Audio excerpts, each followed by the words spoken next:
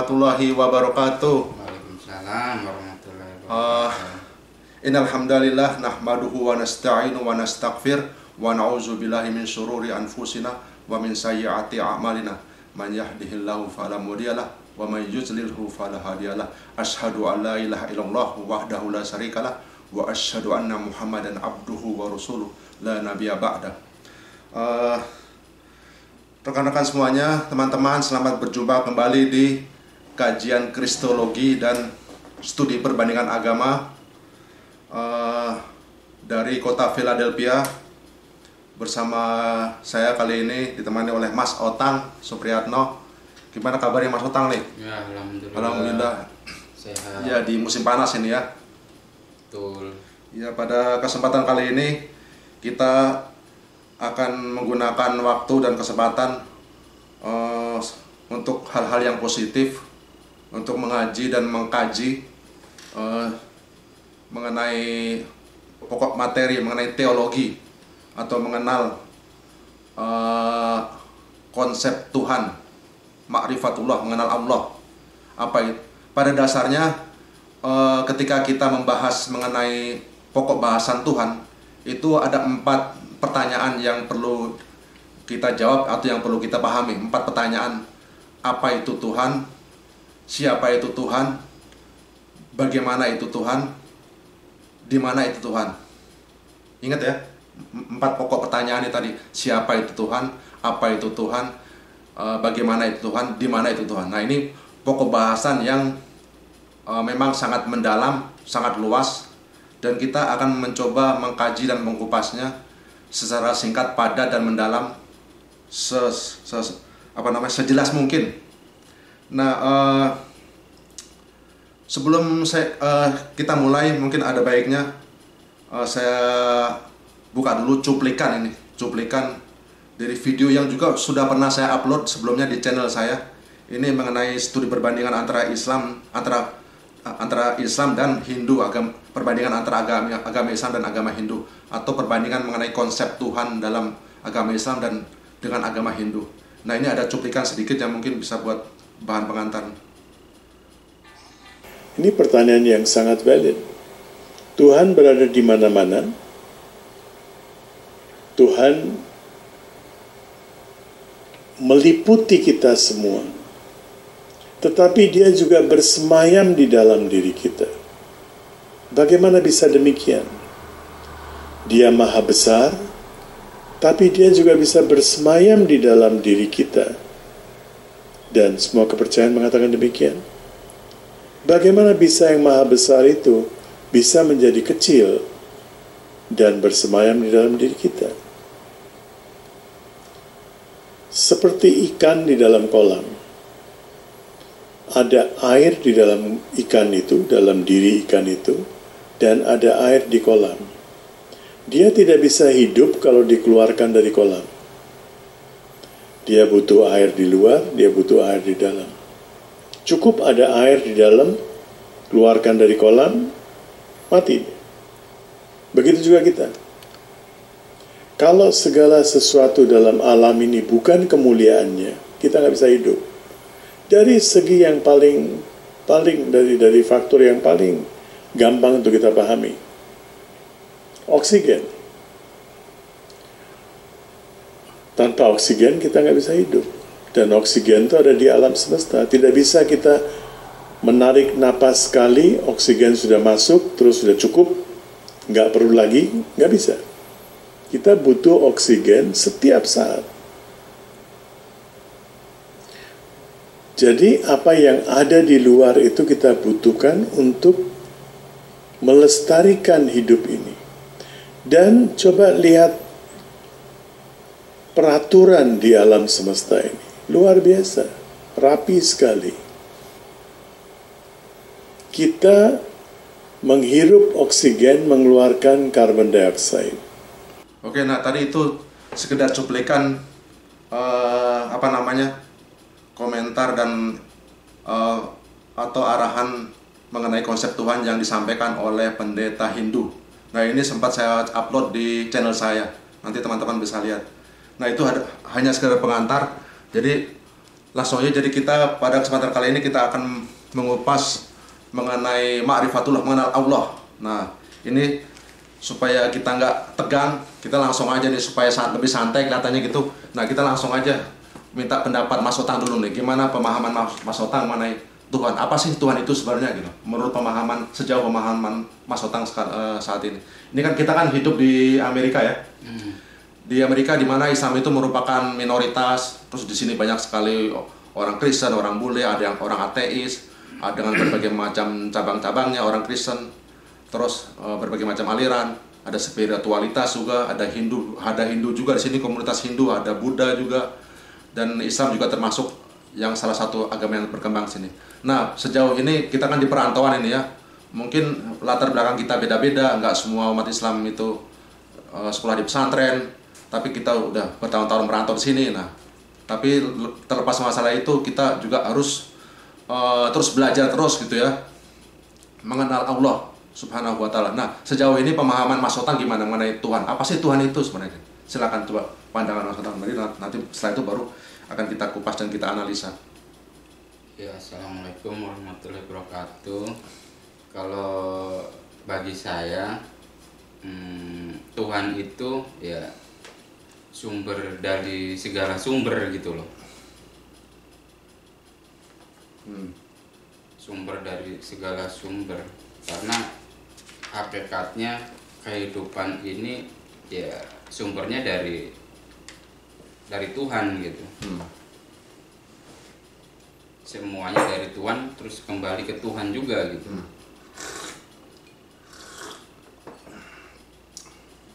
Ada lainnya?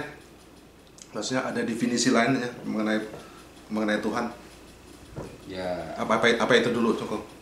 Apa itu dulu? Maksudnya? Ya untuk pembukaan seperti itu dulu. Nah, jadi ketika kita membahas dan mengupas mengenai pokok bahasan Tuhan, hal pertama yang perlu kita pahami, yang harus kita renungi adalah bahwa Tuhan itu arti dan definisinya dari konsep Islam, Tuhan itu adalah pencipta, Al-Khaliq, ya. Karena di dunia alam semesta ini cuma ada satu hubungan, ada satu relasi dan hubungan. Satu-satunya relasi dan hubungan itu adalah antara pencipta dan ciptaan. Jadi ada dua relasi hubungan antara pencipta dan ciptaan. Artinya hanya ada satu Tuhan Sang Maha Pencipta, Allah Subhanahu wa Ta'ala, dan sisanya semuanya itu adalah ciptaan gitu. Jadi selain daripada Allah, yang lain-lainnya semuanya itu adalah ciptaan. Nah, itu aja. Sederhana ya kelihatannya. Jadi ada pencipta dan ciptaan. Cuman ada satu Sang Pencipta, Allah, dan yang lainnya adalah ciptaan semuanya. Jadi nggak peduli siapa, kayak mau Yesus, Buddha, mau Brahma, Wisnu, semuanya itu ada ciptaan. Pokoknya artinya begini, sederhananya. Tuhan itu bukan manusia gitu. Dan manusia itu bukan Tuhan gitu. Jadi segala sesuatu, siapapun yang pernah hidup, yang pernah berjalan, yang pernah keluyuran di jalan, yang pernah makan, minum, pernah tidur, pernah ngorok, pernah makan, minum. Kalau orang pernah makan, minum kan artinya dia punya ketergantungan kan ya. Betul. Nah, kalau orang pernah makan dan minum kan mau nggak mau dia habis kenyang makan larinya ke WC. Dia harus berak, harus kencing kan, harus kentut juga. Terus udah gitu capek, tidur ngorok. Nah, orang yang semacam itu siapapun gitu. Nggak peduli mau orang sakti, mau orang mandraguna, sakti mandraguna, orang mau yang didewa-dewakan sekalipun, orang yang punya ketergantungan dengan kehidupan sehari-hari, nah itu manusia gitu. Dan manusia itu tidak berhak, tidak layak untuk dipertuhankan. Jadi apapun itu garis lurusnya begitu. Dasar akar dan dasarnya itu dari situ dulu gitu. Jadi selamanya Tuhan itu bukan manusia gitu. Itu dulu yang harus kita pegang. Tuhan itu bukan manusia dan manusia itu bukan Tuhan gitu. Terus nanti ada lagi sebab ini pokok bahasanya luas banget gitu ya. Jadi Tuhan itu karena Tuhan itu Sang Maha Pencipta, maka prinsipnya begini. Kita harus berpegang teguh pada konsep ini. Kita harus mengkonfirmasi, kita harus berpegang teguh pada satu landasan, dan kita harus menolak lawan katanya gitu. Maksudnya gini, Tuhan itu Maha Pencipta. Nah, karena Dia itu Sang Maha Pencipta, maka arti dan definisinya seorang pencipta tidak mungkin diciptakan gitu. Itu kan dua yang berlawanan arah ya. Betul. Nah, gimana sih logikanya? Dia itu katanya pencipta, tapi kok diciptakan juga? Jadi nggak mungkin itu. Makanya artinya gini, Allah itu Sang Maha Pencipta. Nah, karena dia itu Sang Maha Pencipta, maka dengan sendirinya dia itu tidak diciptakan. Nah ini dengan sendirinya sangat memperjelas semua argumentasi. Jadi kalau ada orang yang mengaku Tuhan, siapapun yang diakui oleh umat gereja itu katanya di Yesus adalah Tuhan dengan berbagai macam alasan, ngutip ayat, dipelintir segala macam.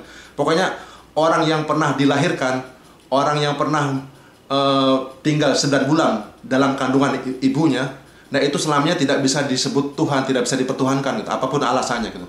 Mau misalnya dia pernah pakai mukjizat lah, pernah punya ilmu segala macam, banyak mukjizat, itu nanti bisa dibahas lagi. Tapi mukjizat itu sendiri tidak bisa membuktikan ketuhanan seseorang gitu.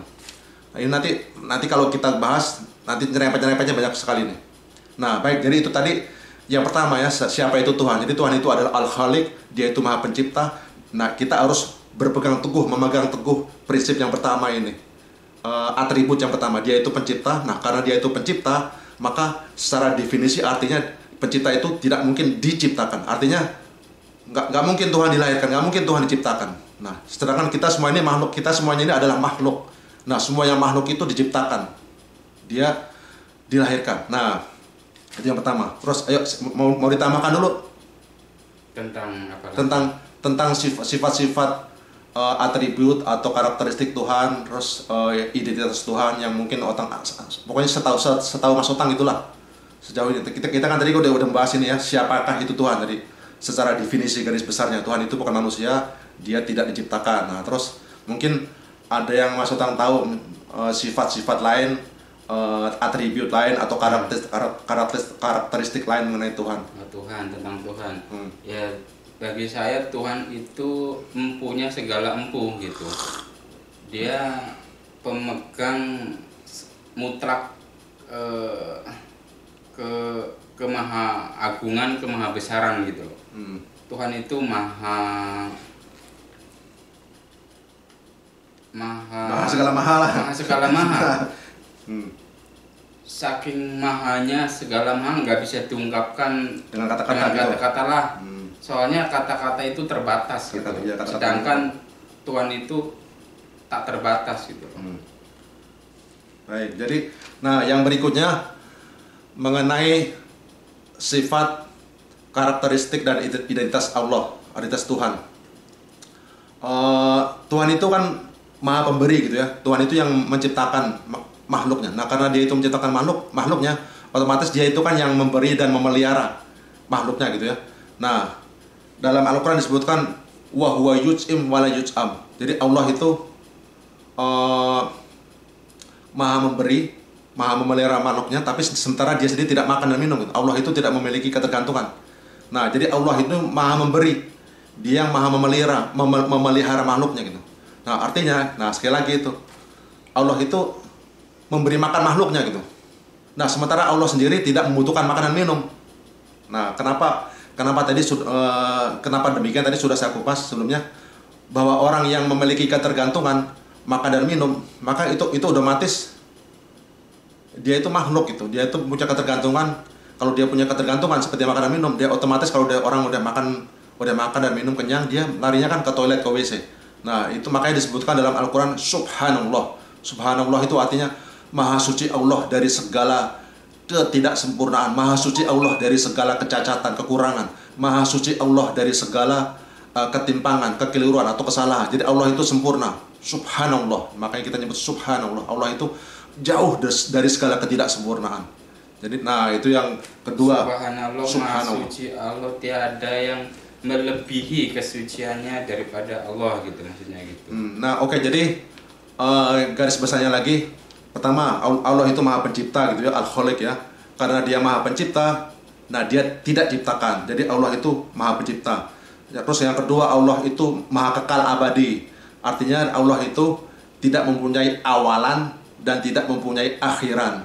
Nah, kalau kita manusia itu kan manusia itu kan dilahirkan kan, kita dilahirkan.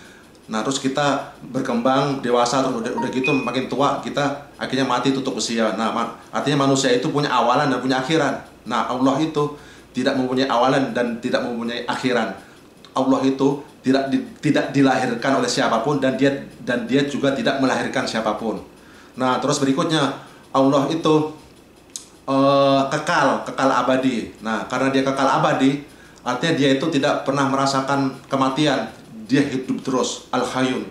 Dia hidup selamanya kekal. Dia tidak merasakan kematian, tidak punya akhiran. Terus apalagi Allah itu immortal. Immortal itu artinya sama dengan kekal. Nah, sedangkan manusia ini, kita ini makhluk ini, siapapun namanya, mau manusia, mau binatang, mau hewan. Nah, kita ini sifatnya mortal. Mortal itu artinya mati. Nah, kematian. Nah, sedangkan Allah itu tidak merasakan kematian, dia itu kekal abadi. Nah, terus Allah itu tidak menyerupai siapapun. Nah, dalam Al-Quran disebutkan ya, laisa kamitslihi syai'un. Tidak ada yang menyerupai Allah, tidak ada yang menyerupai Tuhan. Jadi apapun yang kita bayangkan dalam benak pikiran kita, nah Allah itu beda sama sekali, tidak terlintas dalam bayangan pikiran kita. Seperti makhluknya. Nah, kalau Allah, Tuhan itu sama seperti makhluknya, ya berarti dia itu makhluk dong. Nah, makanya Allah itu tidak serupa dengan makhluknya, dia itu berbeda. Nah, terus apalagi Allah itu tidak berkeluarga. Allah itu tidak memiliki bapak, anak, ibu, ponakan, menantu, buyut, nenek, cicit, dan lain sebagainya. Nah, terus Allah itu tidak memiliki silsilah keluarga. Allah itu tidak mempunyai apalagi itu keturunan. Allah itu tidak memiliki jenis kelamin. Jadi Allah itu bukan laki-laki, bukan pria. Allah itu juga bukan wanita. Nah, Allah itu tidak memiliki jenis kelamin. Terus Allah itu apalagi yang Mas Otang tahu? Kan ada istilah tuh ya, tak kenal maka tak sayang maka tak cinta. Jadi bagaimana kita mau mengenal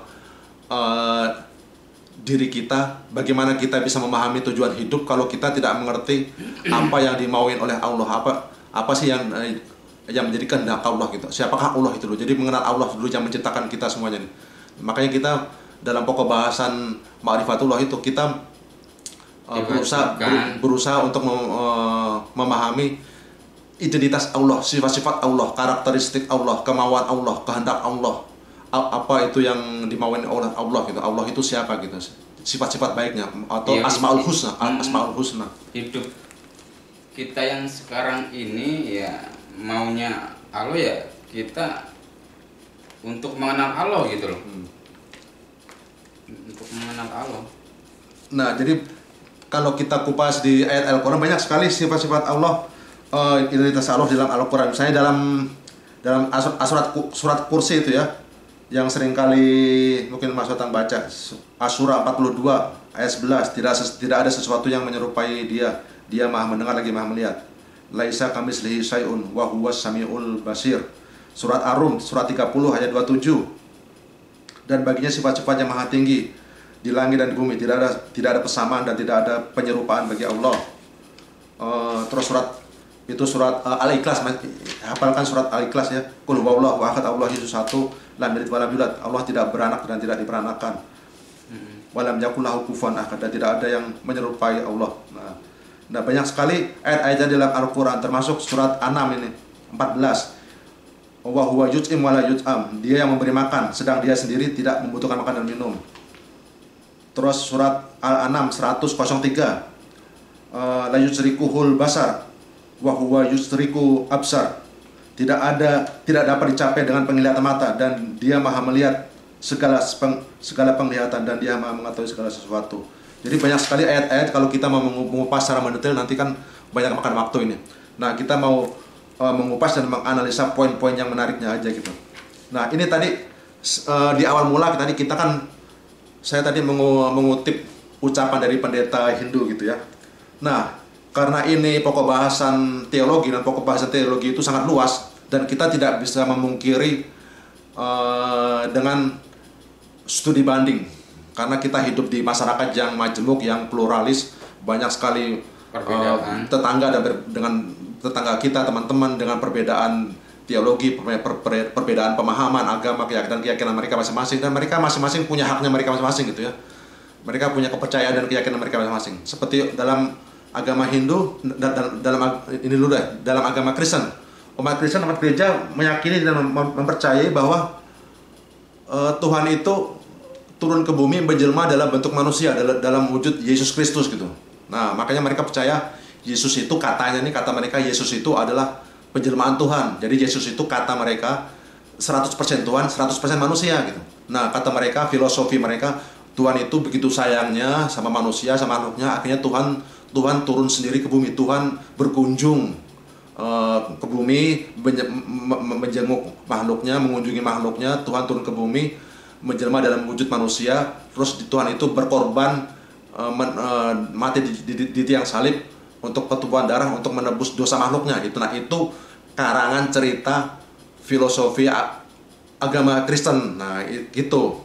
Nah, sementara kalau umat Hindu juga begitu. Dia punya cerita, narasi, dan filosofi mereka sendiri. Mereka bilang, untuk pertama kalinya Tuhan itu menjelma dalam wujud Hari Krishna. Makanya dia bilang kan, memuja-muja Hari Krishna tuh, oh, Hari Krishna, Hari Krishna. Nah, itu nanti ada videonya juga deh. Saya sempat wawancara dengan pendeta Hindu. Nah, umat Hindu punya keyakinan juga yang berbeda. Lebih rumit lagi, lebih kompleks, lebih jelimet, segala macam pernak-perniknya dengan campur ajaran mitosnya. Nah, umat Hindu meyakini bahwa untuk pertama kalinya Tuhan turun ke bumi, mengunjungi makhluknya dalam wujud Hari Krishna. Nah, terus dalam agama Hindu juga nanti ada bermacam-macam kepercayaan itu, ada dewa dan dewi. Nah, dewa itu apa? Definisi, arti dan pengertiannya, kata mereka itu percikan-percikan Tuhan gitu. Artinya mereka punya porsi ketuhanan gitu. Sama juga umat Kristen juga begitu. Kata Yesus itu punya porsi ketuhanan. Kalau coba kalau kita tanya umat Kristen, lah Yesus itu bukannya dilahirkan, katanya lahir tanggal 25 Desember waktu hari Natal kan katanya. Tanggal 25 Desember Christmas, katanya Yesus hari kelahiran Yesus. Maksud Tuhan dilahirkan. Yesus itu kan katanya makan dan minum, dia tidur juga ngorok. Yesus itu makan dan minum, berarti kan dia punya ketergantungan. Dia tahu gitu kalau Yesus itu punya ketergantungan. Dibilang nanti mereka punya alasan aja. Mereka bermacam-macam punya alasan untuk mengelak gitu ya, untuk mempertahankan ideologi dan doktrin mereka. Dibilang, iya itu kan aspek-aspek kemanusiaannya. Waktu Yesus makan dan minum, waktu tidur, waktu mati. Nah, itu dia waktu di situ itu dia itu aspek-aspek kemanusiaannya. Nah, tapi aspek-aspek ketuhanannya nggak di situ gitu. Berarti kalau gitu terpisah dong. Jadi katanya kan Yesus itu 100% Tuhan, 100% manusia kan. Nah, kalau Yesus itu 100% manusia, 100% Tuhan, ya berarti waktu dia makan dan tidur, ya Tuhan tidur juga, makan dan tidur juga dong. Waktu Tuhan berak, ya Tuhan berak juga dong kalau gitu. Kan katanya 100% Tuhan, 100% manusia, jadi nggak dipisah. Atau mungkin dia mengelak lagi, oh Tuhan itu, Yesus itu 50% manusia, 50% Tuhan. Lah kalau begitu Tuhan nggak sepenuhnya 100% lah kalau gitu. Tuhan cuman 75% atau cuman 80%. Berarti nggak komplit, nggak lengkap dong kalau ketuhannya dong. Kan lucu ini argumentasinya itu kalau kita mau dialog dan diskusi, mereka mentok gitu. Pertama nggak logika, nggak logis. Kenapa? Karena terus terang manusia itu diberi akal pikiran untuk berpikir. Nah, kita kan berpikir kan dengan akal dan logika gitu ya. Nah, kalau kita nggak menggunakan akal pikiran, terus kita mau menggunakan apa lagi untuk berpikir? Apa kita harus menggunakan dengkul? Ya, segala sesuatunya, kata-kata itu pun perlu kita analis, perlu kita kelola. Ya, seperti kita mengunyah makanan lah kan gitu. Kan kita kunyah dulu sampai lembut, selembut-lembutnya. Habis itu baru kita telan. Begitupun dengan ucapan, dengan kata-kata perlu kita saring juga, kita press juga. Kira-kira ini kata-katanya benar atau salah kan gitu. Jadi intinya segala sesuatu itu harus kita cerna, harus kita filter, harus kita teliti, harus kita investigasi, harus kita pilah-pilah dulu gitu. Jadi nggak boleh main percaya aja gitu ya. Jadi saat makan nggak bisa kita langsung makan langsung kita telan. Iya, kita harus kita saring dulu, harus kita teliti. Nanti ini beracun apa enggak? Ini sehat apa enggak? Ini kira udah kadaluarsa apa enggak? Ibarat tadi Mas Sultan bilang, iya ibarat kita mau makan, kita jangan main langsung telan aja, harus diperiksa dulu, diteliti dulu. Ini enak apa enggak, seger apa enggak, kadaluarsa apa enggak, ini ada kotoran udah dicuci apa belum, ada racunnya apa enggak. Nah, istilahnya intinya begitu ya. Nah tadi itu ingat nggak tadi waktu di video yang Mas Heri kutip tadi di awal mula, kata pendeta Hindu, dia bilang gini, kematian. Ini pertanyaan yang sangat valid. Tuhan berada di mana-mana. Tuhan meliputi kita semua. Tetapi dia juga bersemayam di dalam diri kita.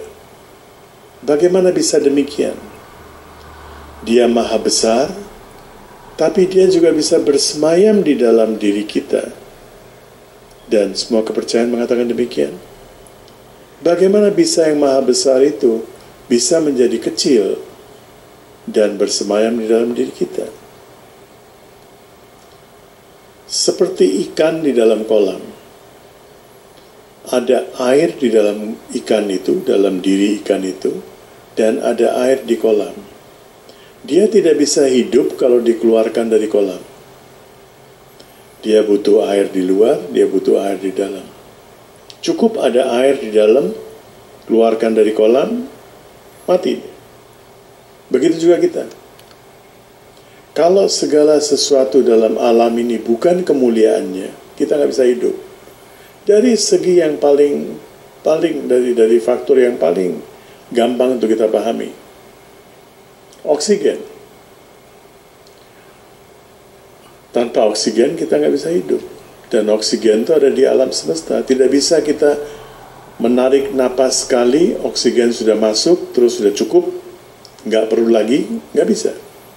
Kita butuh oksigen setiap saat. Jadi apa yang ada di luar itu kita butuhkan untuk melestarikan hidup ini. Dan coba lihat peraturan di alam semesta ini. Luar biasa, rapi sekali. Kita menghirup oksigen, mengeluarkan karbon dioksida. Begini, ini logikanya nih ya, sebentar nih, perhatikan baik-baik. Kata pendeta tadi, tanpa oksigen, ikan itu akan mati gitu. Meskipun ikan itu di dalam air. Jadi artinya, Tuhan itu ada di luar, dan ada juga di dalam akuarium, atau ada di dalam ikan, ada di dalam makhluknya. Jadi tanpa oksigen, ikan itu akan mati.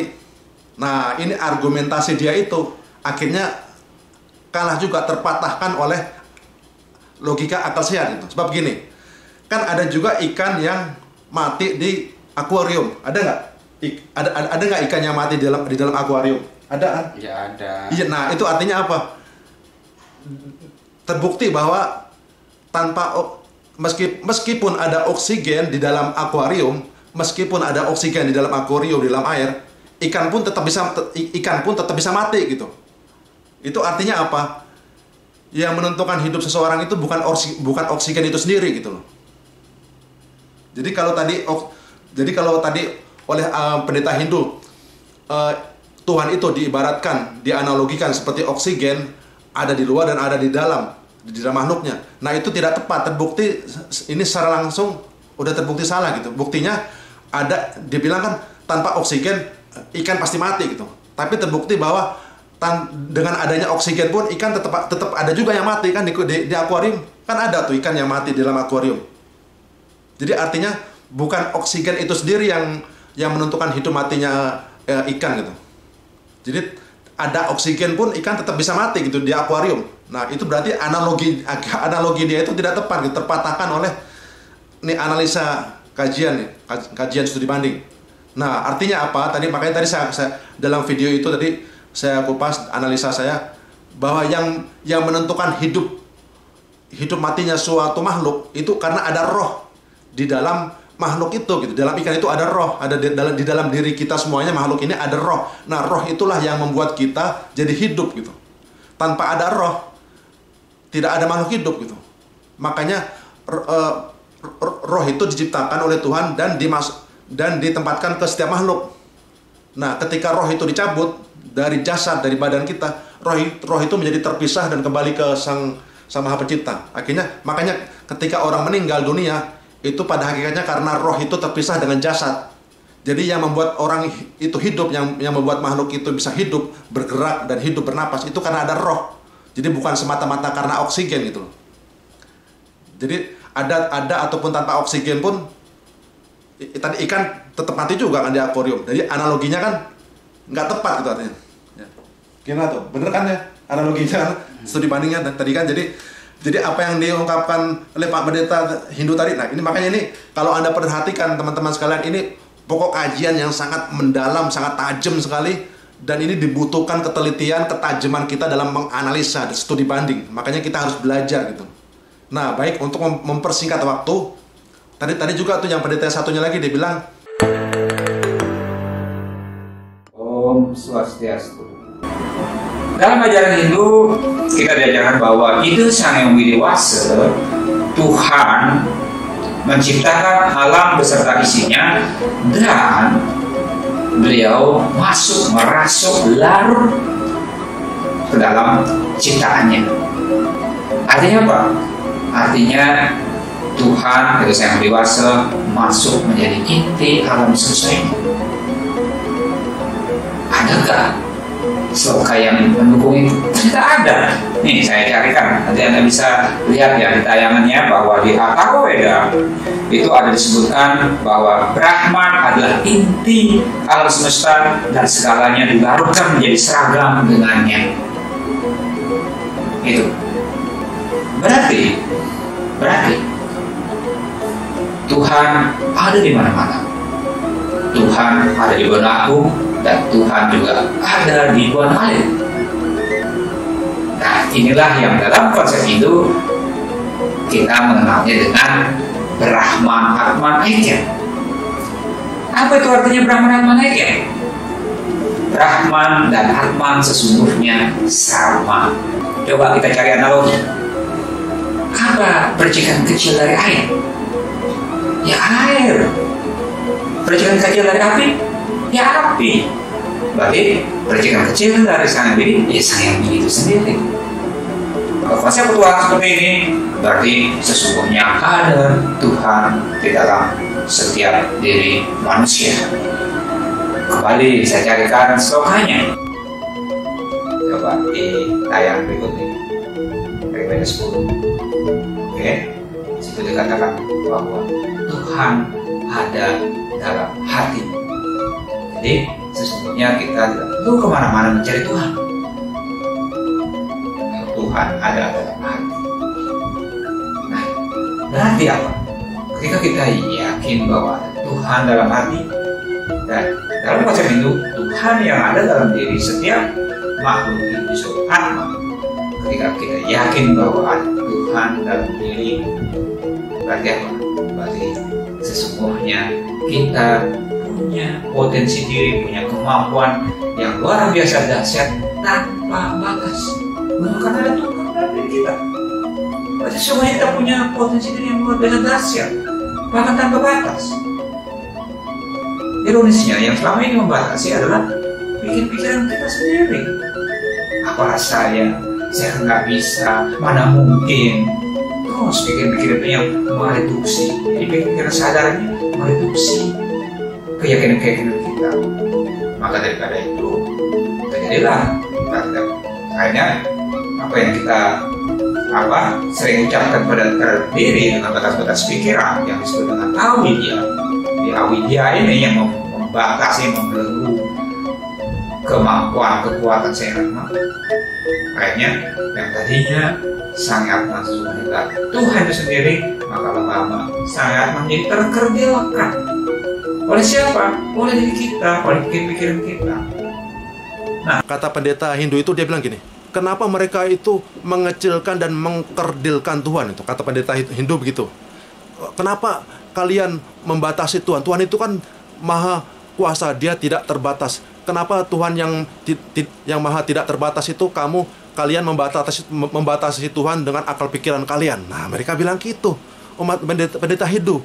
Terus saya pikir-pikir lagi, loh, yang mengecilkan dan mengkerdilkan Tuhan itu kalian umat Hindu atau kita umat Islam? Coba kita kaji sekarang, kita tes, kita teliti, kita tes nih, kita uji nih.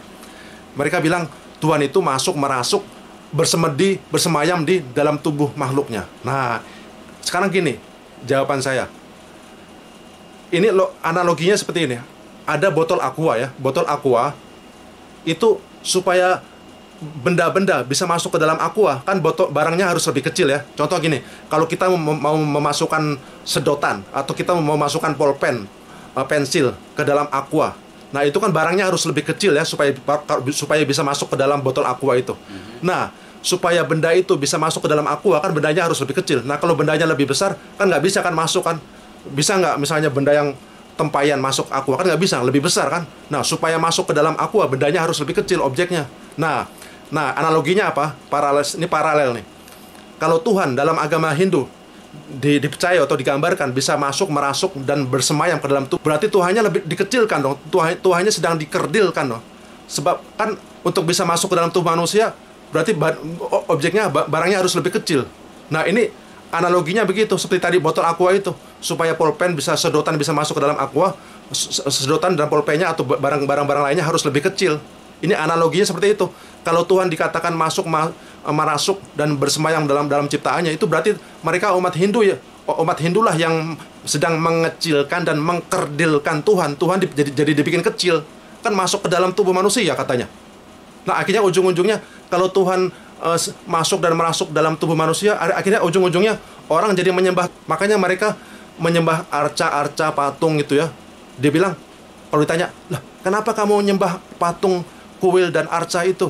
Dia jawabnya, kenapa? Oh enggak, saya enggak menyembah patung ini, saya enggak menyembah arca ini, saya menyembah Tuhan beneran. Cuman Tuhannya sedang bersemayam, sedang masuk, merasuk, bersemayam di dalam objek ini, dalam patung-patung ini gitu. Mereka jawabnya begitu. Jadi jadi patung dan arca itu mereka memandangnya sebagai alat perantara, sebagai alat visualisasi, katanya supaya kita menghayati. Jadi ada objek perantara gitu. Nah, kalau di dalam Islam kan kita sembahyang nggak gitu.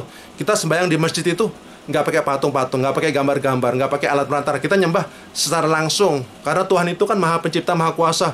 Dia nggak perlu perantara gitu. Dia nggak perlu alat perantara. Kita langsung, karena kita diciptakan oleh Tuhan, kita harus menyembah langsung gitu. Karena Tuhan nggak butuh perantara gitu. Jadi Tuhan itu nggak kayak manusia, nggak kayak bos di kantor, ada sekretarisnya, ada menteri, ada presidennya.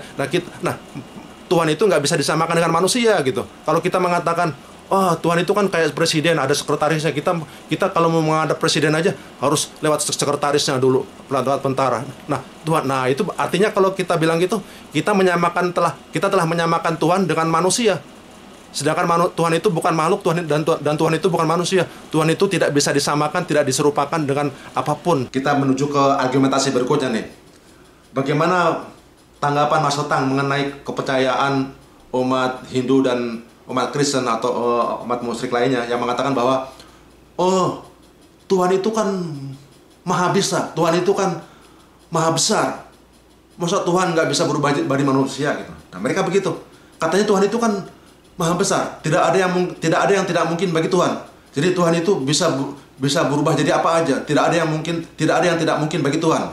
Akhirnya mereka mempercayai dan mengatakan, oh iya, Tuhan itu berubah jadi manusia, terus dia mati disalib. Nah, ini tanggapan Mas Otang gimana tuh? Bagaimana tanggapan Mas Otang mengenai keyakinan umat Kristen yang mengatakan bahwa Tuhan itu bisa berubah jadi manusia? Nah, kalau menurut Mas Otang salah, nah kesalahannya di mana gitu?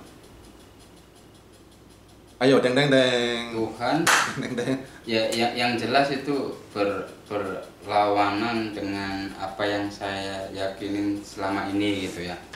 Pada dasarnya bahwa Tuhan itu kan nggak seperti makhluknya.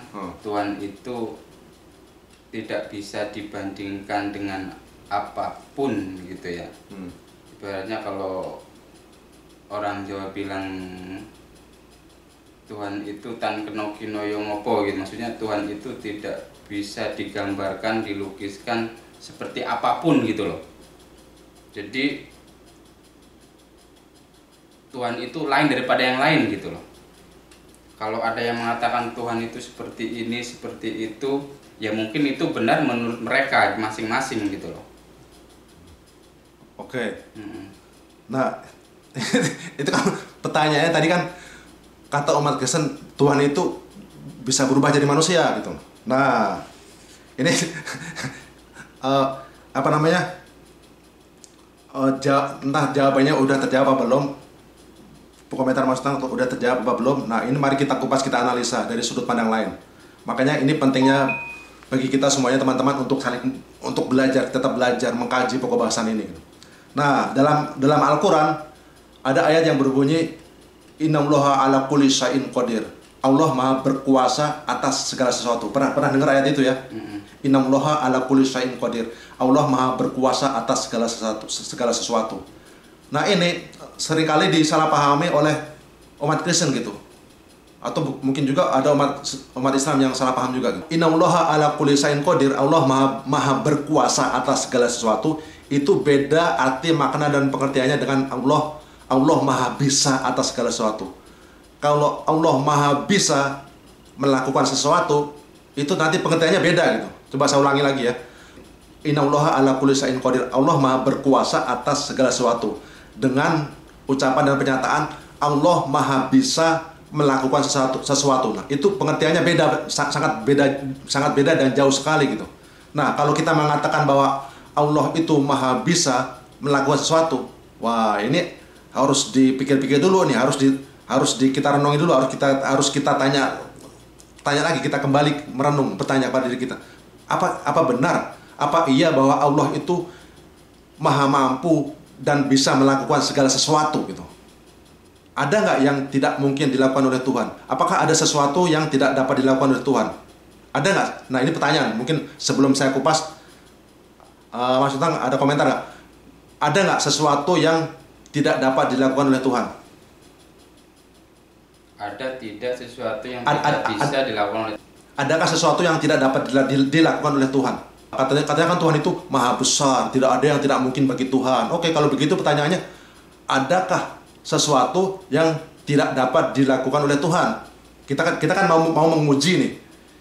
Kita mau mengetes dan menguji ilmu pemahaman kita nih.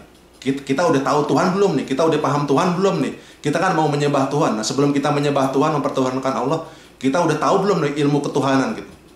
Kita udah tahu belum identitas, karakteristik dan sifat-sifat Allah ini?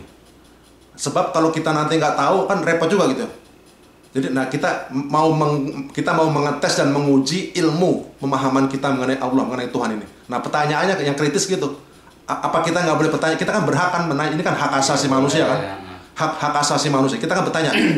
Pertanyaan logis kan, ini kan akademis. Ada nggak sesuatu yang tidak dapat dilakukan oleh Tuhan?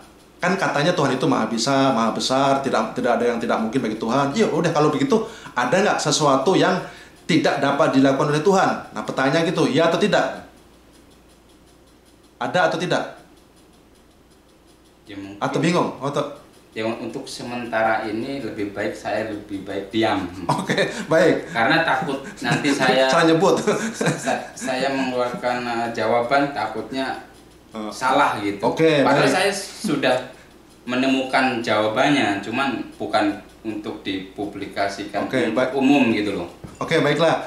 Jadi karena ini pokok bahasan yang sifatnya alamiah, pokok bahasan yang sifatnya akademis, kita harus terbuka dan transparan belak-belakan. Karena ini pokok bahasan akademis yang semuanya harus tahu. Yang sangat kritis, sangat sensitif dan kritis. Nah, makanya kalau kita mungkin kurang paham, ya kita lebih baik diam, atau kita tunggu dulu dan kita buka ayat dan dalilnya gitu ya. Atau tanya yang ustadz yang lebih tahu ibaratnya. Makanya kan kita diperintahkan untuk fas'alu ahlil zikir in kuntum la ta'lamun. Bertanyalah kepada ahlinya, kepada pakarnya bila kamu tidak tahu gitu. Makanya kita tidak boleh mengarang-arang gitu. Nah, pertanyaan ini, apakah Tuhan bisa melakukan segala sesuatu? Nah, ini pertanyaan filosofis yang seringkali sangat membingungkan, sangat tajam dan padat, dan menjadi bahan perdebatan di kalangan umat tokoh dan beragama, tokoh filosofis. Nah, gini aja, kalau Tuhan itu Maha berkuasa, Maha bisa, Maha besar, apakah itu berarti bahwa tidak ada sesuatu yang tidak mungkin dilakukan oleh Tuhan gitu? Ini pertanyaan yang sangat menjebak gitu. Contohnya gini, bisakah Tuhan menciptakan suatu batu yang sangat besar dan sangat berat? Nah, saking beratnya batu ini sulit diangkat oleh Tuhan gitu. Nah, ini pertanyaan filosofis yang sangat menjebak. Ini dikupas menjadi bahan perdebatan di semua tokoh agama gitu ya. Di para tokoh filosofis dari zaman ke zaman, dari dahulu. Bisakah Tuhan menciptakan suatu batu yang sangat berat dan sangat besar, saking berat dan besarnya sampai-sampai Tuhan itu sendiri nggak bisa mengangkat batu itu sendiri? Nah, jadi ini pertanyaan yang sangat menjebak dan sangat tajam dan sangat kritis. Nah, pertanyaan ini kalau kita nggak jeli-jeli untuk memahaminya, kita agak bingung juga gitu. Nah, yang salah ini sebenarnya bukan Tuhannya, tapi yang salah ini adalah pertanyaannya gitu. Pertanyaannya karena kita mempertanyakan sesuatu, kita memerintahkan kepada Tuhan untuk melakukan sesuatu yang berlawanan dengan sifat dan karakteristiknya. Nah, di situ persoalannya. Kalau kita mengatakan, oh iya bisa, oh berarti Tuhan itu bisa menciptakan suatu batu yang sangat berat dan sangat besar, sampai-sampai Tuhan itu nggak bisa mengangkat batu itu gitu. Kalau kita bilang iya, oh berarti Tuhan nggak bisa mengangkat batu itu dong. Kalau kita bilang tidak, oh berarti Tuhan kemampuannya terbatas dong. Ini mentok gitu. Jawabannya iya maupun tidak, jadi mentok gitu. Nah, ini pertanyaan filosofis. Nah, kalau tapi menurut saya jawabannya iya atau tidak, menurut saya itu nggak penting. Nah, makanya tadi kembali ke akar persoalan. Persoalannya karena kita ini kita ini memberikan pertanyaan atau mengajukan pertanyaan kepada Tuhan, kepada Allah. Sementara pertanyaannya itu berlawanan, bertuburukan dengan sifat-sifat dan karakteristik Allah. Nah, disinilah persoalannya.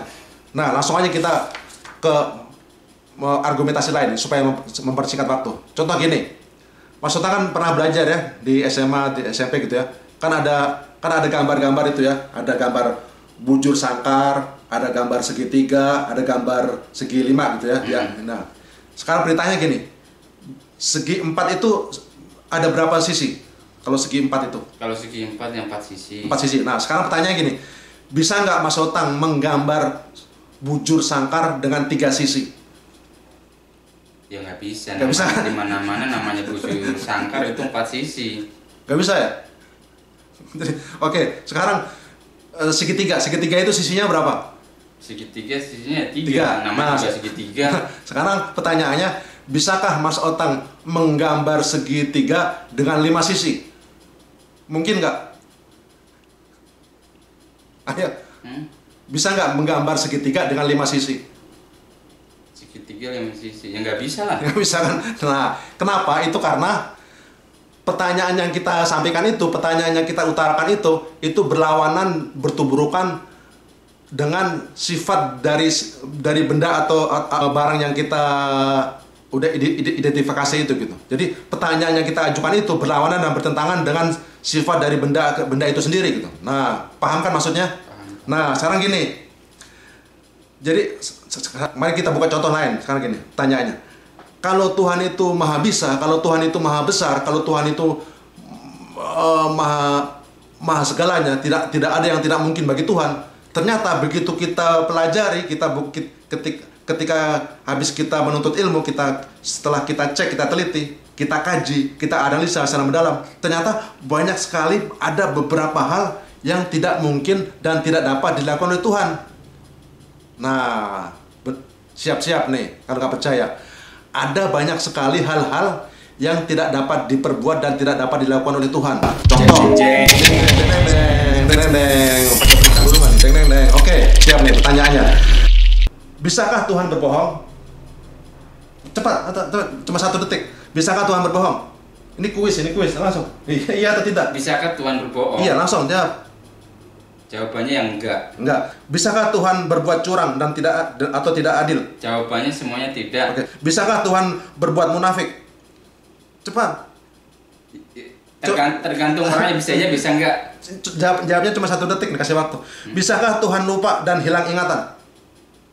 Cepat. Nggak bisa. Bisakah Tuhan menciptakan Tuhan lain yang baru? Nggak bisa. Bisakah Tuhan berubah menjadi kucing, menjadi anjing, menjadi ular, kecoa, atau tikus? Cepat, jawab. Jawabannya tidak lah. Bisakah Tuhan berubah menjadi manusia? Tidak. Bisakah Tuhan mati dibunuh dan dikalahkan oleh makhluknya? Tidak. Bisakah Tuhan dilihat dan menampakkan dirinya? Tidak. Bagus. Bisakah Tuhan mengusir manusia dari wilayah kekuasaannya? Tidak. Bagus sekali. Nah, jawabannya jadi tidak. Nah, ini saudara sekalian, masih ada lagi nih. Bisakah Tuhan berbuat salah atau kekeliruan? Tidak. Bisakah Tuhan sakit atau masuk angin? Tidak. Ore, mantap sekali jawabannya. Jawabannya tidak semua. Terbukti saudara-saudara sekalian bahwa Tuhan banyak sekali hal-hal yang tidak dapat dilakukan oleh Tuhan. Nah, artinya apa di sini nih? Jadi implikasinya apa? Jadi intisarinya apa di sini? Ini intinya banyak hal-hal yang tidak dapat dilakukan oleh Tuhan dikarenakan hal-hal yang kita pertanyakan tadi itu berlawanan, bertentangan, bertuburukan dengan sifat-sifat dan karakteristik Tuhan. Contoh tadi nih, Tuhan itu kan sempurna kan? Mana mungkin Tuhan nggak sempurna?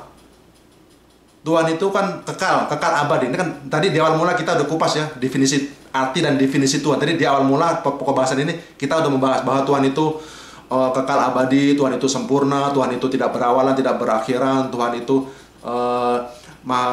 tidak membutuhkan sesuatu, tidak membutuhkan makanan dan minum, Tuhan itu tidak berawalan dan tidak berakhiran dan bla bla bla seterusnya. Nah, Tuhan itu maha kekal abadi. Nah, sekarang pertanyaannya, bisakah Tuhan mati? Nah, itu kan pertanyaan konyol yang berlawanan, bertentangan dengan sifat karakteristik Tuhan itu sendiri gitu loh. Bisakah Tuhan korupsi, menyolong? Ya nggak bisa lah. Karena apa? Kan Tuhan itu maha sempurna. Tuhan itu kan maha kaya. Tuhan nggak butuh nyolong ke siapa sih? Tuhan nggak butuh korupsi. Tuhan nggak mempunyai segalanya. Iya, Tuhan itu kan maha bijaksana. Nah, kalau kita menanyakan bisa nggak Tuhan korupsi atau Tuhan curang? Ya nggak mungkin. Karena kenapa? Karena itu berlawanan dengan sifat dan karakteristik dan identitas Dia sebagai Tuhan. Nah, paham kan? Nah, jadi bagi yang paham, bagi yang enggak yang makanya belajar harus di Alhamdulillah, Masya Allah, iya makanya dihayatin gitu. Nah, jadi nangkapnya gitu. Jadi intinya gini, kesimpulannya gini, argumentasinya. Tuhan itu maha bisa. Tuhan itu dalam arti dan pengertian Tuhan itu maha mampu, maha bisa selama hal yang dilakukan itu tidak bertentangan, tidak bertuburukan dengan sifat-sifat dan karakteristiknya sebagai Tuhan. Tuhan itu maha bisa dan maha mampu dalam arti selama hal itu sesuai dengan karakteristik dan sifat-sifatnya sebagai Tuhan. Kalau Tuhan dapat melakukan sesuatu yang bertentangan dengan sifat dan kodratnya, ya makanya itu jadi bertuburukan gitu. Itu bukan manusia tadi di awal mula kita udah bahas, kita setuju, sepakat. Tuhan itu bukan manusia. Ya kalau Tuhan berubah jadi manusia, ya Dia bukan Tuhan lagi dong. Gimana sih? Atau kita mau kupas mendalam nih. Kalau kita mau mengupas lebih mendalam lagi nih, mengkaji, ibaratnya kita kayak menggali, mengeruk nih, mengupas tajam lagi. Saya pernah dialog dengan pendeta Kristen, teman saya sendiri. Saya tanya, bisa nggak Tuhan berubah jadi manusia? Dia bilang bisa. Coba jelasin, coba buktiin, coba jelasin dan terangkan secara ilmiah, secara akademis, gimana sih pembuktiannya? Bisa nggak Anda membuktikan bahwa Tuhan itu berubah jadi manusia? Saya bilang gitu. Saya kasih contoh. Kalau saya bilang segelas air putih bisa berubah jadi donat, saya jelaskan begitu. Segelas air putih bisa berubah jadi kue donat. Saya tahu, kita semua tahu bagaimana proses pembuatannya. Air putih ditambah dengan tepung terigu, diaduk-aduk, jadi adonan, terus ditaruh di oven, dibakar, jadilah kue donat. Kita tahu, kita semua tahu gimana proses pembuatannya. Kita tahu bagaimana proses ilmiahnya, proses pembuatannya, perubahannya. Dari air, cairan berubah jadi kue, beda padat kue. Nah, itu ada penjelasan ilmiahnya. Tapi kalau Anda bilang Tuhan berubah jadi manusia, itu gimana tuh logikanya? Coba jelaskan secara ilmiah, secara akademis. Nggak bisa menjawab dia. Saya tambahin lagi, saya jelaskan lagi, karena dia nggak bisa jawab. Saya bilang gini, Tuhan itu kan sempurna, manusia nggak sempurna. Bagaimana Tuhan yang sempurna itu berubah menjadi tidak sempurna? Tadinya sempurna kok berubah jadi tidak sempurna? Kan berlawanan arah. Tuhan itu kekal, manusia temporal, manusia sementara. Bagaimana Tuhan yang kekal itu kok berubah jadi temporal? Itu kan bertuburukan, berlawanan arah. Nggak konsisten, berarti Tuhannya nggak konsisten, nggak ada konsistensi di sana. Nggak ada akurasi. Tuhan maha pencipta. Nah, kita makhluk diciptakan. Bagaimana dari yang sifat pencipta kok jadi ciptaan? Itu kan bertuburukan, berlawanan arah, kontradiksi, paradoksi, berlawanan arah. Nggak nyambung gitu, nggak ada logisnya. Nggak, dalam dunia akademis, dunia perkuliahan tuh nggak bisa nggak bisa dipertahankan kan, nggak bisa dipertahankan argumentasi seperti itu. Tuhan tadi apalagi saya bilang, Tuhan itu maha pemberi, dia maha pemberi makhluknya. Nah sementara manusia punya ketergantungan makan dan minum. Bagaimana Tuhan maha pemberi tapi dia sendiri butuh makan juga? Wah siapa yang ngasih makan Tuhan? Kan nggak logis gitu. Nah itu secara singkat dan padat udah terbukti bahwa banyak hal yang tidak bisa dilakukan oleh Tuhan itu dikarenakan pertanyaan yang kita ajukan kepada Tuhan itu berlawanan dan bertubrukan dengan sifat-sifat karakteristik Tuhan. Contoh lain begini, sederhana ya, sebelum kita akhiri pokok bahasan ini, karena udah terlalu panjang, gini deh pertanyaan. Saya mau tanya sama Mas Otang ini, siap ya pertanyaannya ya? Siap. Mengasah otak ini. Bisa nggak suatu presiden siapapun, Presiden Jokowi atau Presiden George Bush, Obama, bisa nggak seorang presiden setengah telanjang, pakai kolor doang, berdiri di depan publik, di depan panggung, terus disorot oleh media massa, oleh TV One atau oleh wartawan? Bisa nggak seorang presiden manapun, bisa nggak seorang presiden beraksi, melakukan aksi pertunjukan setengah telanjang, pakai kolor doang, terus disorot di depan panggung, di depan TV? Bisa nggak? Jawabnya bisa atau tidak? Ya bisa. Bisa. Tapi pernah nggak, ada nggak yang terjadi, pernah gitu? Pernah terjadi. Presiden siapa? Presiden Republik Indonesia dulu. Siapa tuh? Almarhum Gus Dur kalau nggak salah.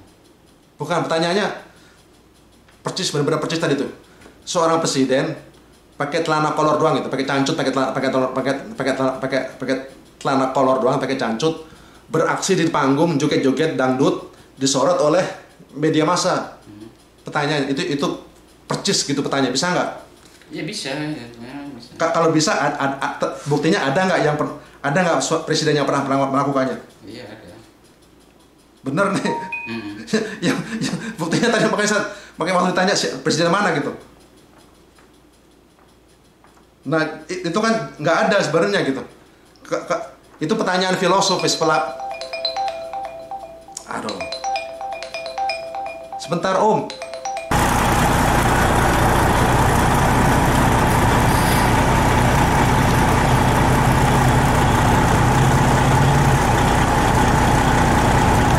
Oke semuanya teman-teman, kita lanjutkan tadi karena tadi ada gangguan telepon. Sekarang kita teruskan tadi pokok pembahasan mengenai ma'rifatullah, mengenal Allah. Kita akan teruskan untuk mengupas dan mengkaji beberapa hal tadi yang masih tersisa. Tadi kan terakhir ya, tadi kan Mas Edi nanya tuh ya, pertanyaan yang filosofis, pertanyaan sangat menggelitik dan menjebak gitu ya. Ini pertanyaannya hanya sekedar analogi, perumpamaan, untuk untuk memberi contoh gitu loh dalam kasus ini ya, kasus studi banding ini. Perumpamaannya tadi kan pertanyaan filosofisnya, bisa nggak seorang presiden manapun di dunia ini, seorang presiden yang beraksi membuat acting, misalnya pakai celana kolor doang gitu ya, terus dia berjoget dangdut di panggung di depan istana negara, terus joget setengah telanjang sambil dikeker sambil disuting oleh wartawan gitu. Nah pertanyaannya gitu kan. Nah terus tadi Mas Otang nyebutin, iya kayaknya mungkin Gus Dur pernah gitu ya, dia pakai celana pendek doang ya, tapi kan dia masih pakai itu, masih pakai baju dia kan. Nah jadi pertanyaannya itu harus pas banget gitu. Maksudnya jawabannya itu harus pas banget dengan sesuai tadi pertanyaan yang Mas Heri utarakan tadi. Jadi intinya begitu, maksudnya begini loh. Maksud Mas Heri itu argumentasinya begini. Mas Heri itu menganalogi konsep Tuhan dalam agama Kristen dengan analogi tadi perumpamaan presiden. Nah artinya begini, Tuhan itu tidak layak, tidak bisa melakukan sesuatu yang tidak pantas, yang tidak layak bagi dia untuk melakukannya gitu. Sekali lagi, Tuhan itu Tuhan yang maha kuasa, yang maha suci, yang maha agung, yang maha besar, yang maha bijaksana. Tuhan itu tidak akan melakukan sesuatu yang tidak pantas, yang tidak layak bagi dia untuk melakukannya gitu. Artinya gini, Tuhan itu tidak akan turun ke bumi terus dia acting secara dramatis. Tuhan tidak akan turun ke bumi terus berubah jadi manusia, terus acting, dipukuli, digebuki, terus dicincang, terus dibunuh, disalib. Nah, terus untuk menebus dosa manusia gitu. Nah, ini kan gambaran cerita, dongeng, dan doktrin gereja gitu ya. Kan mereka bilang kan Tuhan itu turun ke bumi, berubah jadi manusia, terus dia dipukuli, digebuki, disiksa. Kan ada kan di gereja-gereja tuh digambar-gambarkan Yesus, digambarkan Tuhan mereka tuh pakai kolor gitu doang kan, digambar-gambar, dipatung-patung kan gitu kan. Ini kan semua orang tahu kan ya. Nah, mereka mempercayai bahwa Yesus itu adalah penjelmaan Tuhan gitu loh kan. Nah, maksud Mas Heri itu gini, analoginya gitu. Jadi Mas Heri menggunakan perumpamaan analogi tadi seorang presiden dengan konsep Tuhan yang sebenarnya bagaimana gitu. Jadi dalam Islam Tuhan yang benar-benar Tuhan ini, Tuhan itu seperti yang tadi Mas Heri bilang, Tuhan itu tidak akan melakukan sesuatu yang tidak layak, tidak pantas bagi dia untuk melakukannya gitu. Atau dengan kata lain, dengan perumpamaan tadi, analogi tadi secara paralel, Tuhan itu tidak akan turun ke bumi, menjelma menjadi manusia, terus dipukuli, digebuki, disiksa, dicincang, terus mati dia salib menebus dosa. Nah itu maksud Mas Heri begitu. Dan memang pertanyaannya tadi kalau Mas Heri utarakan ya, sebenarnya jawabannya pun nggak bisa gitu, nggak ada seorang presiden. Bayangkan seorang presiden Jokowi, coba aja kita renungkan dan kita pikirkan secara mendalam. Presiden itu kan seorang yang pemimpin tertinggi di suatu negara kan ya. Presiden itu ada seorang pemimpin tertinggi, komando tertinggi suatu negara. Presiden itu orang yang paling nomor satu gitu lah. Dengan jabatannya, dengan kehormatannya, kewibawaannya, dia nomor satu gitu. Yang berkuasa, punya kekuasaan dan kekuatan. Nah, orang nomor satu di suatu negara itu kan dia nggak mungkin melakukan sesuatu yang konyol gitu kayak tadi yang Mas Heri bilang. Nggak mungkin seorang presiden pakai kolor doang setengah telanjang terus joget-joget di depan panggung sambil disuting di kamera gitu. Kan nggak ada gitu. Karena kenapa? Poinnya di sini. Itu kan seorang presiden yang begitu berwibawa, begitu berkuasa di suatu negara. Nggak mungkin tuh seorang presiden itu melakukan aksi yang konyol, yang bodoh, terus joget-joget di depan panggung sambil disuting gitu loh. Itu kan apa artinya aksi konyol yang dapat merendahkan kewibawaan dan kehormatan dia sebagai seorang presiden gitu. Jadi paham kan ya analogi yang masih jelaskan ini? Paham. Jadi Mas ini menganalogikan konsep Tuhan yang dipercayai oleh umat Kristen, dan Mas ini menganalogikannya, membandingkannya dengan suatu contoh seorang presiden. Kalau seorang presiden aja nggak sanggup untuk melakukan aksi seperti itu. Nah, kenapa ini dalam doktrin agama Kristen mengatakan bahwa Tuhan itu turun ke bumi, beraksi, acting, memainkan drama, dipukuli, digebuki oleh makhluknya, terus dipukuli, terus disisa, terus mati lagi. Terus Tuhan dibilang mati. Terus udah gitu menebus dosa katanya. Nah, ini secara logika, ya emang benar juga ya, nggak logika, nggak lucu gitu, nggak ada juga, nggak benar juga gitu loh. Kalau seorang presiden aja nggak mau melakukan aksi pertunjukan yang begitu konyol, setengah telanjang, tapi ini Yesus digambarkan di patung-patung itu kan digambarkan pakai begitu kan, disalib terus nggak pakai baju gitu kan. Nah, maksud poinnya begitu sederhananya. Nah, ada komentar ya sebelah, silakan. Nggak ada sih komentar. Jadi dari argumentasi ini, studi banding ini, jadi kita tahu iya ya. Jadi kenapa kita Muslim, kenapa kita memilih Islam? Karena Islam itu memang benar-benar agama yang benar, petunjuk yang lurus, yang memberikan konsep pemahaman Tuhan yang benar gitu loh. Jadi konsep yang baik dan benar itu ada di Islam gitu. Maka Tuhan itu satu, tadi segala macam udah kita bahas di awal mula. Nah, jadi intinya Tuhan itu tidak bisa dipahami, tidak bisa dikenali dengan 5 panca indera. Nah, 5 panca indera itu apa ya? Coba sebutkan. Ya, pendengaran, penglihatan, terus pendengaran, penglihatan, terus tangan untuk meraba. Jadi panca indera itu ada 5. Tangan untuk meraba, mata untuk melihat, hidung untuk mencium bau, telinga untuk mendengar. 5 tadi udah ya. Hidung untuk menghirup, hidung untuk mencium bau, terus mata untuk melihat, telinga untuk mendengar, terus tangan untuk meraba, satu lagi apa tadi ya? Mulut. Lidah untuk merasakan. Nah, Tuhan itu intinya apa? Poinnya di sini. Tuhan yang Maha Kuasa, Allah Subhanahu wa Ta'ala, itu tidak bisa dikenali dengan 5 panca indera ini. Nah, kita kan mengenali sesuatu tuh, kita ini manusia mengenali sesuatu itu kan dengan secara fisik dengan 5 panca indera ini kan. Kayak ini kasur bisa diraba tuh ya. kue itu bisa diraba, bisa dicicipin rasanya. Bakso bisa disentuh, bisa dicicipin, bisa dijilati rasanya kayak gimana, baunya juga enak, sedap. Nah, itu Tuhan itu nggak bisa kayak gitu. Tuhan itu bukan materi, bukan benda. Jadi Tuhan itu nggak bisa dikenali dengan 5 panca indera itu. Nah, ini pokok bahasan penting ya, pelajaran penting. Nah, satu-satunya cara untuk mengenali Tuhan, ma'rifatullah, mengenal Allah, adalah dengan belajar menuntut ilmu sesuai yang termaktub atau sesuai yang terkandung di dalam Al-Quran dan Sunnah. Jadi semua hal-hal yang mengenai Allah, sifat-sifat, identitas, status, definisi Allah, karakteristik Allah, jati diri Allah, nah semua itu tertuang dalam Al-Quran. Jadi kita bisa memahami dan mengetahui secara baik dan benar. Nah, terus berikutnya nih, yang belum kita bahas juga. Tadi kan di awal mula kita udah mengupas ya, apa itu Tuhan, di mana itu Tuhan, bagaimana itu Tuhan. Sekarang di mana itu Tuhan. Jadi 4 itu.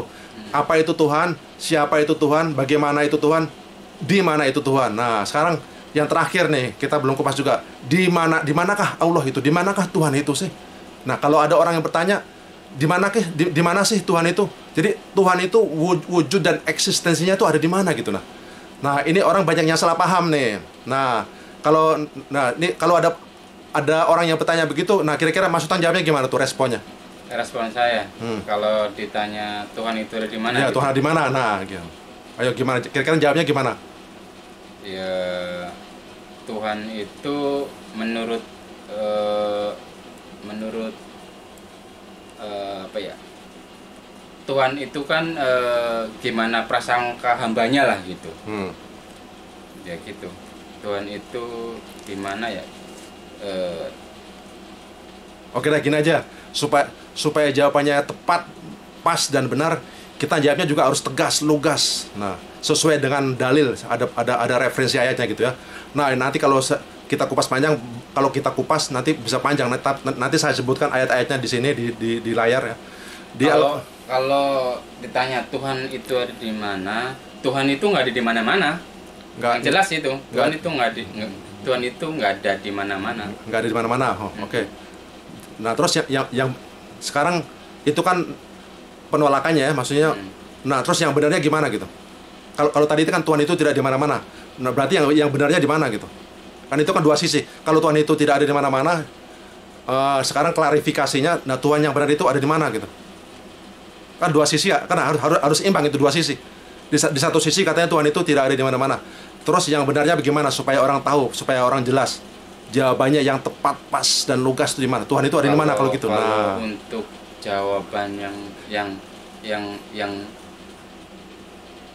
benar gitu ya, maksudnya benar di atasnya benar kan masih ada benar kan gitu. Karena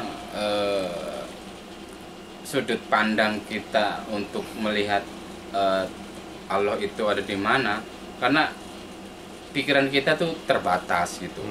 Omongan kita pun terbatas gitu, jangkauannya gitu maksudnya. Terus penglihatan kita secara dohir, secara batin pun juga terbatas gitu.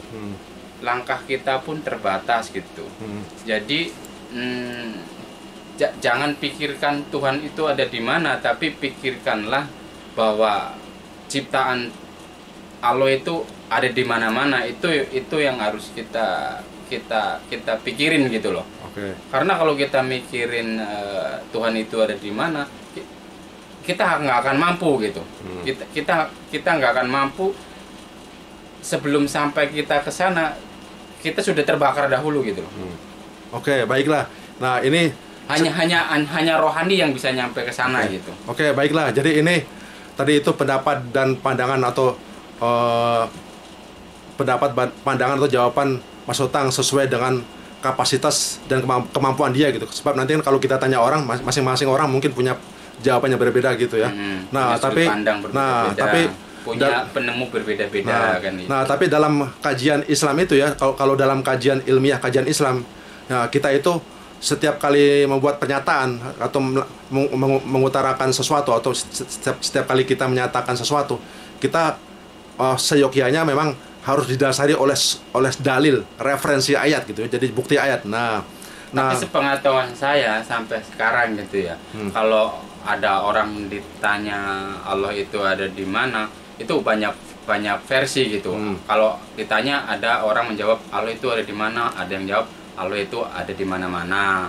Terus ada ditanya lagi Allah itu di mana? Allah itu ada di singgasana di langit ketujuh, di Ars gitu ya. Terus ada yang ditanya lagi Allah itu di mana?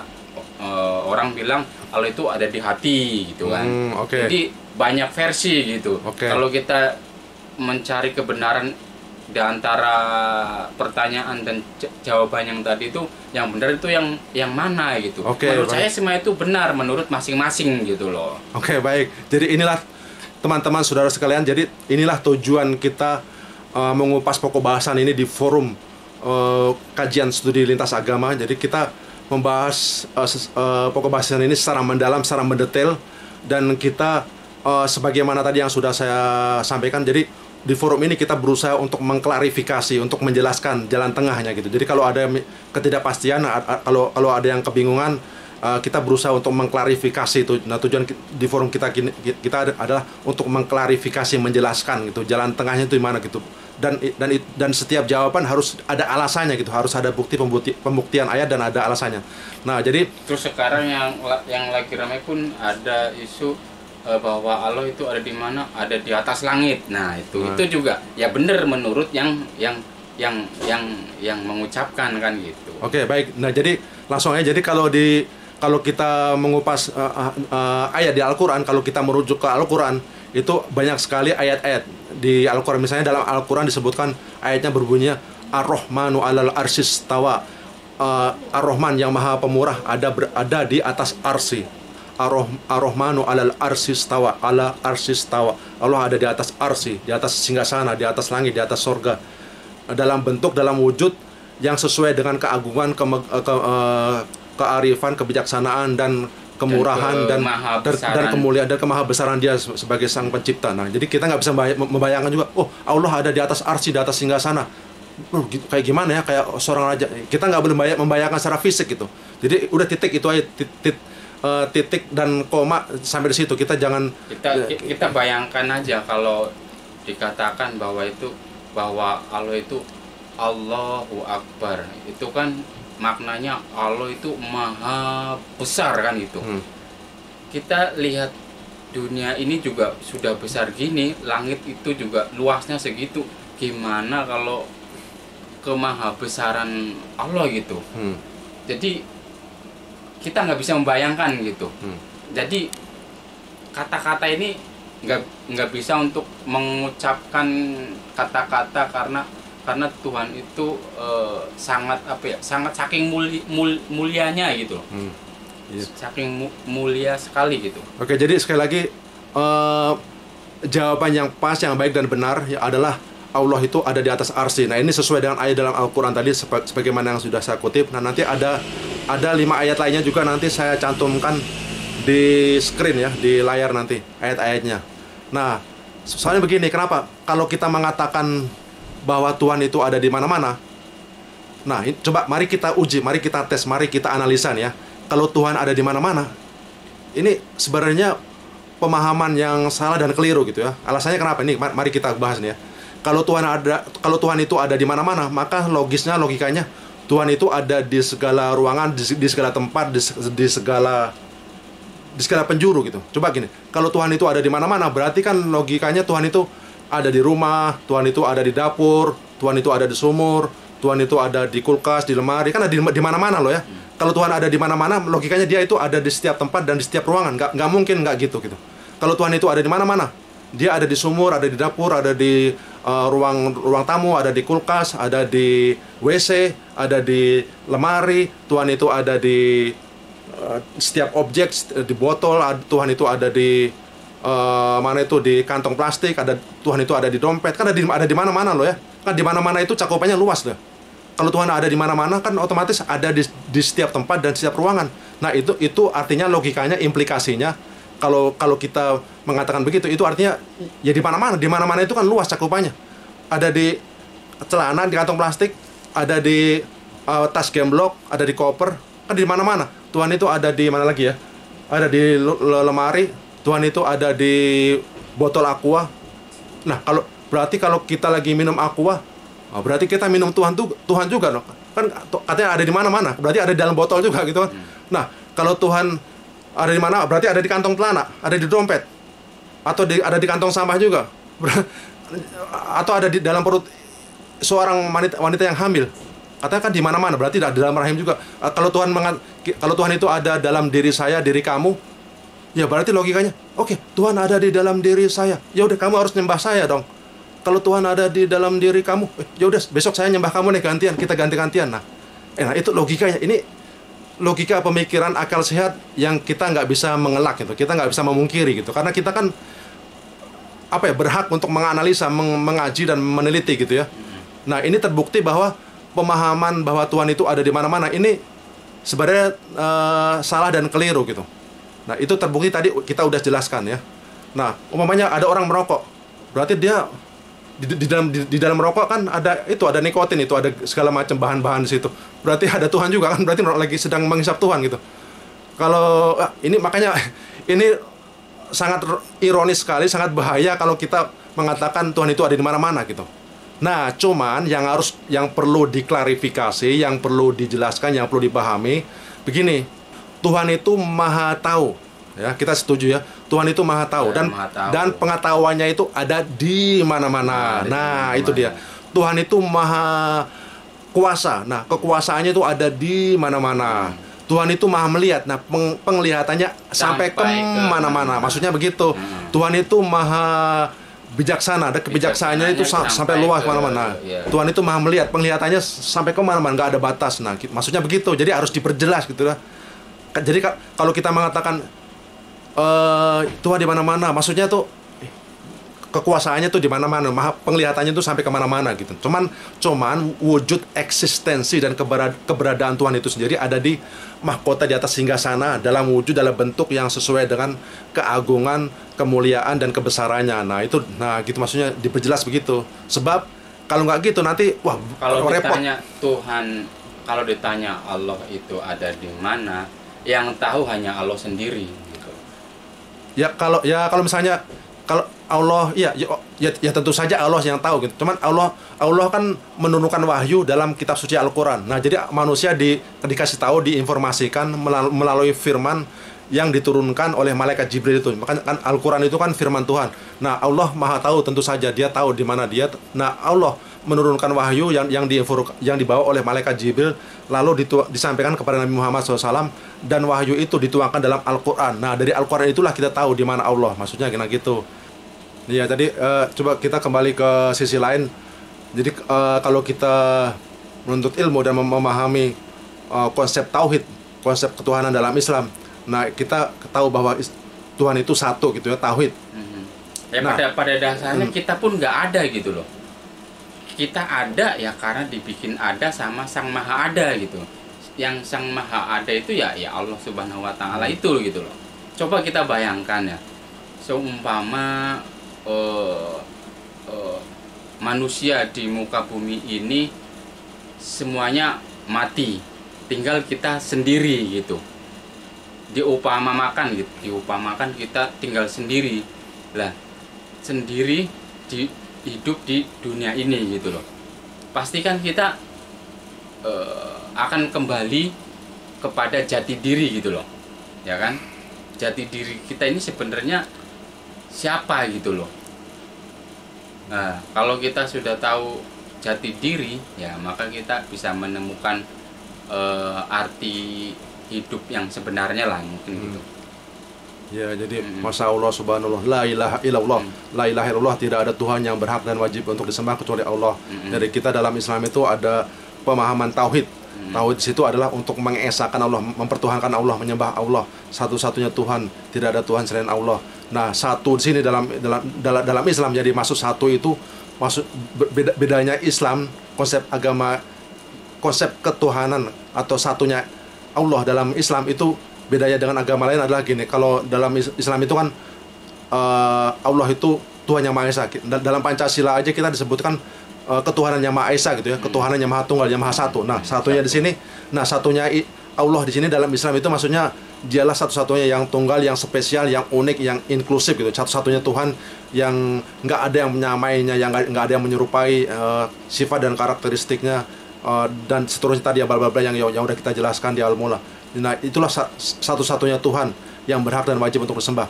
Nah, satu di sini maksudnya satu mutlak, pasti, satu yang spesial, yang unik gitu, satu inklusif. Nah, kalau dalam konsep agama Kristen kan ada itu Trinitas, ada Tritunggal tuh ya. Ada itu juga nanti dia mengadopsi dari agama Hindu juga, ada Trimurti, Trisakti, Tritunggal, apalagi itu. Nah, itu kalau mereka sebenarnya percaya sama Tuhan gitu. Persoalannya karena mereka ini mempersekutukan Allah, mempersekutukan Tuhan dengan manusia gitu. Dia menggabungkan, mencampur aduk antara manusia dengan identitas manusia dengan identitas Tuhan gitu.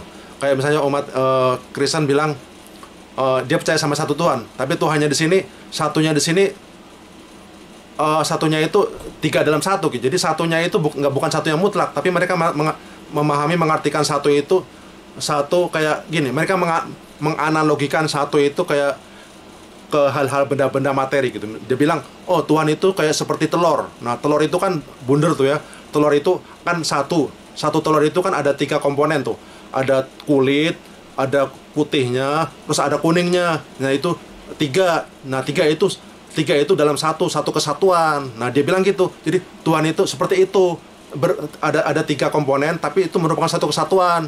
Dibilang lagi, Tuhan itu seperti pizza, dia bunder, satu bundaran, tapi bisa dibelah jadi 3. Atau seperti ini, Tuhan itu seperti zat, ada zat padat, zat cair, dan gas. Kayak misalnya batu es itu kan padat.